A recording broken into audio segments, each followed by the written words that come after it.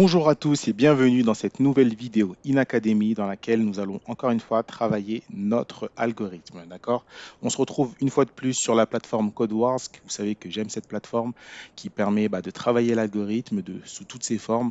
Donc là, on va travailler avec le langage JavaScript et on est sur un Q8. Donc le Q8, c'est l'exercice, l'un des d'algorithme le plus simple, donc le niveau le plus simple, d'accord? Et c'est parfait pour commencer lorsqu'on veut apprendre et travailler sur des choses pas très compliquées, mais très efficaces, d'accord?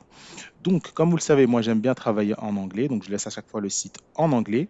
Je vous conseille, comme d'habitude, de vous familiariser avec cette langue, avec l'anglais, car lorsqu'on fait des recherches en développement web, eh bien, c'est souvent en anglais qu'il y a les résultats.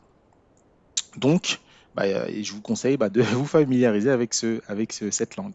Si vous n'êtes pas habitué et que vous êtes sur Google Chrome, bien évidemment, vous pouvez traduire la page en français. Mais moi, je vais laisser en anglais et je vais faire la traduction. Donc, je ne vais pas lire en anglais, je vais vous éviter mon accent. Mais en gros, donc la consigne, là, on vous demande, donc la tâche est simple, on vous demande de compter le nombre de lettres en minuscules qu'il y a dans le string qu'on va vous fournir. Donc le string, ça va être la chaîne de caractères. Là, juste en dessous, vous avez un exemple. Donc, avant de commencer un CodeWars, avant de commencer un algorithme, peu importe si vous êtes en train de travailler sur une application ou en train d'écrire du code, il faut bien s'assurer d'avoir bien compris la consigne, d'avoir bien compris où vous voulez en venir. Donc là, ce qu'on veut, c'est faire afficher le chiffre, donc le nombre de fois qu'il y a des lettres en minuscules. D'accord? Donc voilà. Et là, par exemple, on voit bien qu'il y en a trois. Juste ici, il y en a trois aussi. Pourquoi? Parce que les lettres qui suivent sont en majuscules et ensuite c'est des chiffres. D'accord? Et ainsi de suite.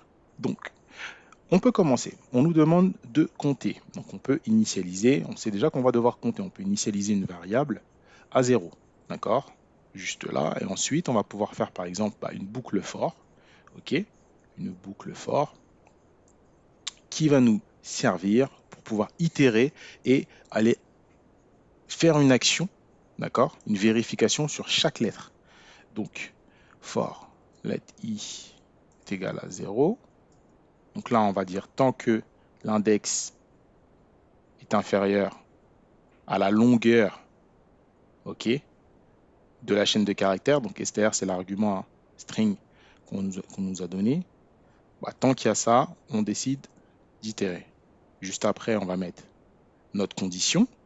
D'accord? Donc on va dire que si i, donc si l'index est plus grand ou égal que la lettre A qui est en minuscule, d'accord? Et donc on va continuer que cette même index, hop, cette fois-ci, est plus petit, ok, ou égal à la lettre Z, donc la dernière lettre de l'alphabet, toujours en minuscule.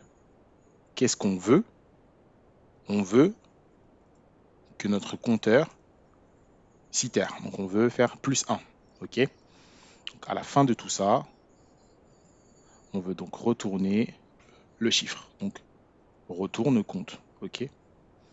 Donc voilà. Moi j'aime bien vérifier à chaque fois sur VS Code, ok, que ma fonction fonctionne correctement. Donc on se retrouve sur VS Code.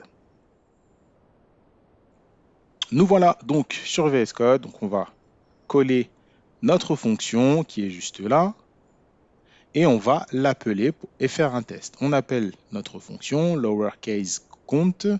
À l'intérieur, on lui passe par exemple ABC et là, c'est censé retourner 3. On va faire le test. Je vais appeler le fichier avec node index.js et ça me retourne bien 3. D'accord? On fait un autre test, on rajoute des majuscules et je place par exemple une autre minuscule. Donc là, c'est censé me retourner les trois premières, plus la dernière minuscule que j'ai mis. Donc c'est censé me retourner 4. On fait le test et ça me retourne bien 4. Donc la fonction a l'air de fonctionner. D'accord? On peut faire encore d'autres tests, mais là, ça a l'air de fonctionner. On peut se retrouver encore une fois sur CodeWars pour faire le test. Donc nous voilà sur CodeWars, revenus après avoir fait nos tests. On peut lancer du coup le test qui passe et l'attempt, hop, qui est validé. Et c'est top pour ce Code Wars. Merci à vous d'avoir suivi donc cet exercice. On se retrouve sur le site inacademy.com pour toujours plus de cours et toujours plus de code. Et bonne journée à vous.